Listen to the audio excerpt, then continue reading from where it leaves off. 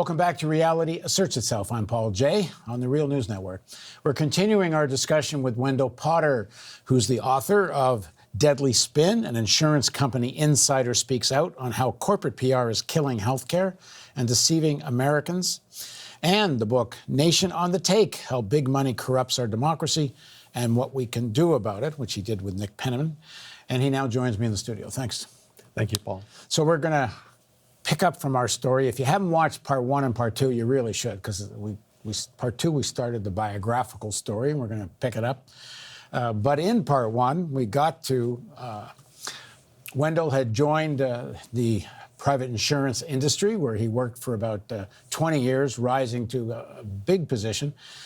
So we didn't quite get the rise, but I assume you did really well. I did well. And a lot of promotion. And your job was essentially helping the private insurance companies create a layer of bullshit to cover up for how they were making money out of people's illness and disease and death. And I did a pretty good job. Lasted 20 years. And yeah, I absolutely was a master of spin and helping to obscure a reality. Hence the title of the Deadly Spin. Exactly. And it absolutely is deadly spin. Continues to this day.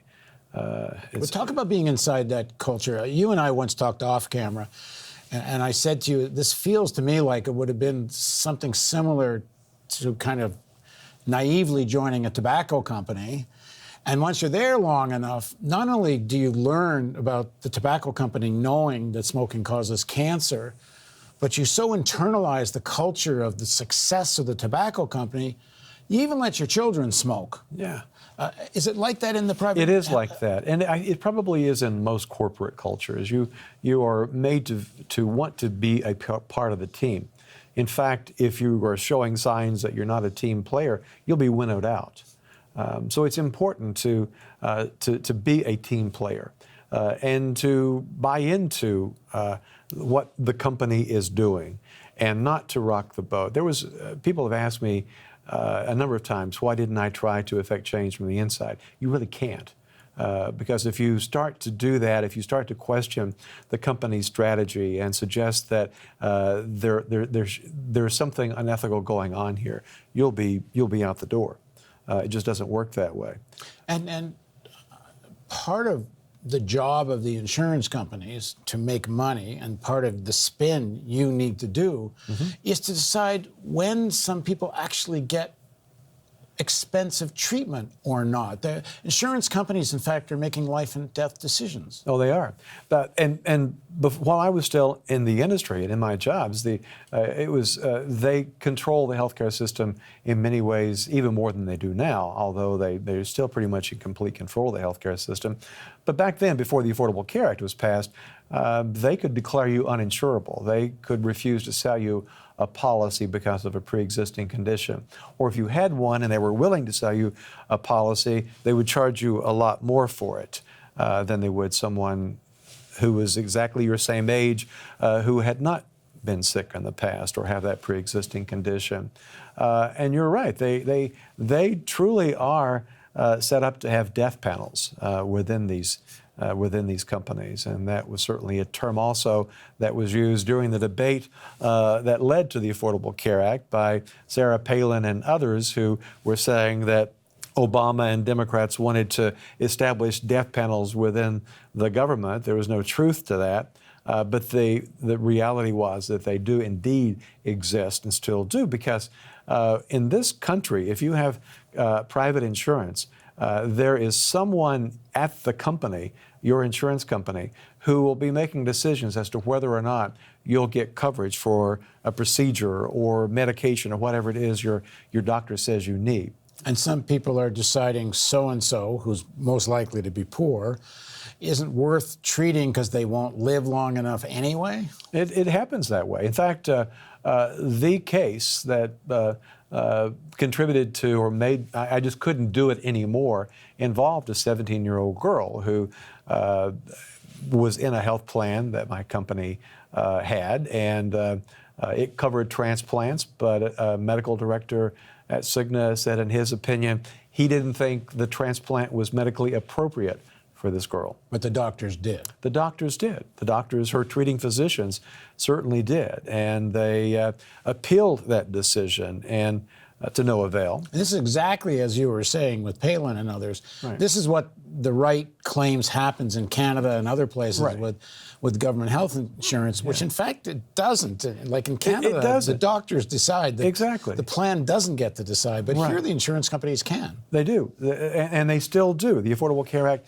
did nothing to change that. In fact, I think it's gotten even worse because the Affordable Care Act did do some good things, but I knew as soon as it was passed that the insurance companies would do other things to make sure that they met Wall Street's profit expectations. That is the most important thing to these companies, and I can assure you that is the case. I, for 10 years, was responsible for handling financial communications to the media. And I know that what is most important is meeting Wall Street's financial expectations every 3 months when you announce your earnings. And if you miss it by a penny, earnings per share, then you'll see the value of your stock more than likely take a hit. And a lot of these executives own a lot of stock. Exactly, and I did too. And I saw exactly what happened. There were a time or two when we did miss the consensus estimates. Which I guess is one of the reasons they want executives to own stock, because they have such a self-interest in maintaining the stock price. Oh, it's true. In fact, one of the days I dreaded most was when we released our proxy statement that lists the salaries, the total compensation of the 5 most highly compensated executives.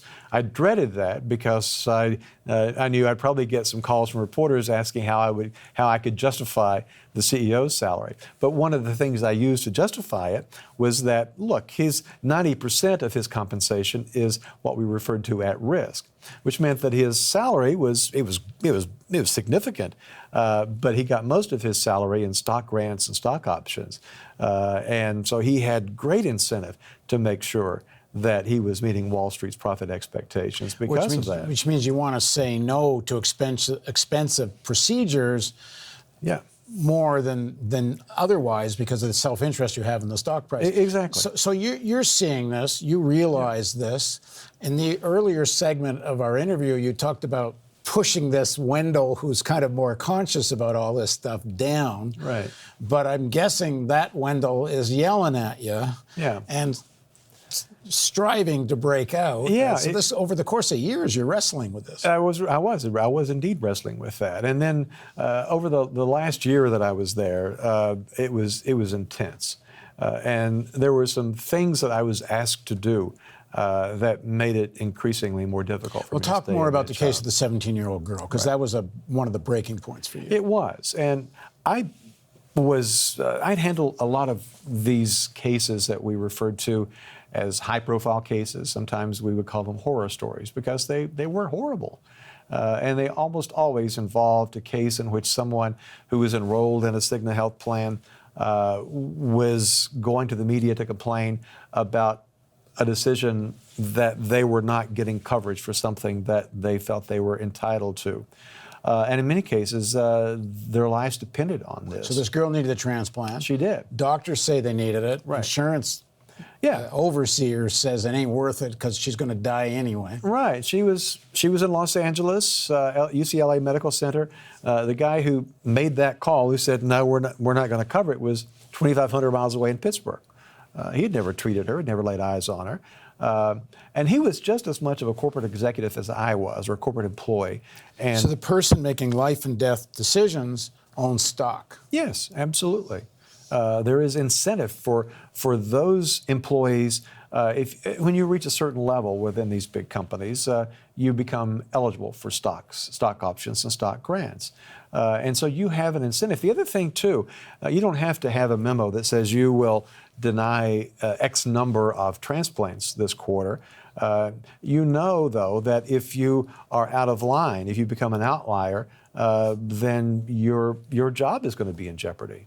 So you don't have to send a memo out. And you get pressure from all the other stock-owning executives. Hey, you're screwing all of us. Right, exactly. So this girl died. She died. It became a very highly publicized case. And I thought that I was playing a role in her getting the transplant that she needed. I started getting calls from reporters all across Los Angeles, and then it became a national, even an international story. What year is this? This was in 2007, and yeah, it was 2007. It was December 2007. And these calls started coming in. I had to tell our executives, our CEO, and a few others this was going on, and that this was becoming a real PR problem for the company. It's a real PR So how did you spin this? disaster. Initially, it was pretty easy. We would spend these initially. Look, this is. I can't even acknowledge that she is someone who's enrolled in a Cigna health plan because of HIPAA because of federal laws pertaining to privacy. So I thought that would shield us, and it had done the trick many times before. But the reporters were unrelenting. They wanted to know more than my little statement would we were trying to hand feed them. And the family began to get a lot of support from activists. The California Nurses Association took up the fight, and they were beginning to stage a protest in front of Cigna's regional offices in Glendale, California. CNN was there. And when I learned that, that's when the decision was made. Very quickly after that, after I told the CEO and others that this was happening on live TV, they very quickly reversed that denial. And one of the jobs I had was to try then to make sure that the family, as they were on TV, got the word that Cigna had changed that and was reversing that denial and was going to allow the transplant to go forward. And I saw that happening. I got someone to go and tell Mrs. Sarkeesian. It was the family name was Sarkeesian, and I could see someone whisper in Mrs. Sarkeesian's ear something that clearly made her happy. So I knew I'd gotten the word to the family. And I felt pretty good about that. I thought, well, maybe this girl is going to get that transplant. She'll probably live. She died 5 hours after that. Because it was too late. It was too late. Enough time had passed since the original request was made. She got sicker. And initially there was a liver waiting for her. A perfect match had been found. That was not the case when that decision had been reversed, that denial, so she died. And in fact, the outcome of similar cases that did get transplants on the whole was actually pretty good. Yeah. In fact, her doctors believed that there was at least an 80% chance that she would live. I think 5 years was what they said. They felt pretty certain that she would live at least that long, and probably longer. So they were confident that this would save her life. And so where are you when you hear she died? Where were you sitting? I had gone home. I had gone home thinking that, well, I am a father, and I could just imagine what this family was going through. And I felt pretty good. I felt that this family was rejoicing. They thought that their daughter was going to get this transplant. I got a call that evening from someone who told me within the company that you better get ready with another statement because Natalie Sarkeesian just passed away, just died. That was so devastating to me. I could not. I had gotten emotionally involved in this case, more than most, and I just couldn't do another one. I just didn't have it in me to handle another high-profile case. So soon after that, I went into my boss's office and turned in my resignation. There was another experience you had, I read about, where you went south and saw people lining up for free health care because they couldn't afford insurance. Right. That was exactly, that was just a few months. That was in the same year as 2007. And I went there, I was back home visiting family in Tennessee, and I picked up a newspaper and saw something called a healthcare expedition that was being held just a very few miles from where I grew up. And I went there out of curiosity. I think there was something that was, this Wendell that had been submerged, there was something that was happening to me. And I went there out of curiosity. I was kind of frustrated because at this time I was having to write a white paper for my company and for the industry on the problem of the uninsured, which this white paper was seeking to diminish that as a problem and to try to make people think that the people who are uninsured were that way by choice. And I would write it and the drafts would come back. I wasn't making the case strong enough. So I guess might have been compelled to go to this outdoor clinic at a county fairgrounds. And Paul, that road between Kingsport, Tennessee and Wise County, Virginia, which is just on the other side of the state line, that was the road to Damascus for me. It truly was. And when I got to those fairground gates and I walked through them, it was like I had somehow left this country and walked into a third world country. Yeah, describe what you saw. Well, there were people were lined up by the hundreds in lines that stretched completely out of view. So this is like a free clinic that some doctors are giving for people that can't afford health insurance. And at a county fairgrounds, and there were tents that had been set up. It looked sort of like a MASH unit that I'd never seen one except on TV. And it was raining, and those folks were wet. They were soaking wet, but they were not about to lose their place in line. And I noticed that a lot of those lines were leading to barns and animal stalls. This was the county fairgrounds, and people were being treated in animal stalls. Volunteers, I found out later, would go in days ahead of this and scrub them as much as they could and put up sheets on the stalls to give some privacy. And where did the people come from? They would drive from hundreds of miles around. This little bitty town in the middle of Southwest Virginia, in the coal mining section, the mountains of Virginia. And people, to this day, they still do this every July. People drive from Ohio and Michigan and some Florida. Of these pregnant. Oh yeah, yeah, exactly. And people of all ages. And I found out later that some of those people had insurance, but they are in high deductible plans. They were in high deductible plans. They didn't have enough money to meet the deductibles so that they could use their insurance.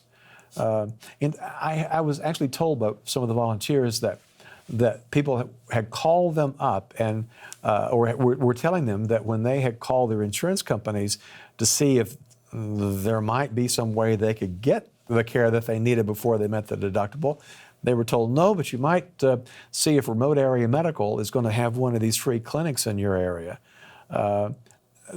Insurance companies were telling people to go to these charity events to get care. It was stunning.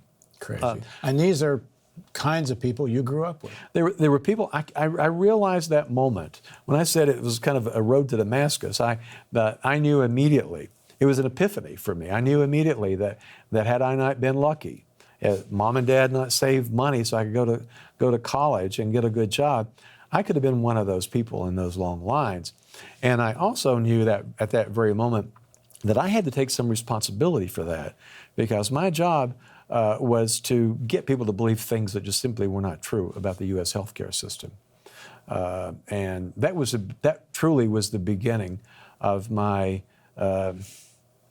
change.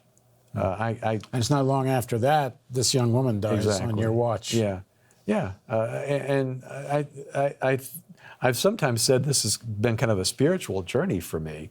I don't know why these things happen so close together, but they were impactful to me. And I knew that I couldn't keep doing what I was doing. I didn't know what I was going to be, what I would do next. I didn't have another job lined up. I just knew I couldn't keep doing that. Okay, well, next segment with Wendell Potter, we'll talk about his year after he quits, and what's next is the testimony at the Senate hearing. So please join us for a continuation of our series with Wendell Potter on Reality Asserts Itself on the Real News Network.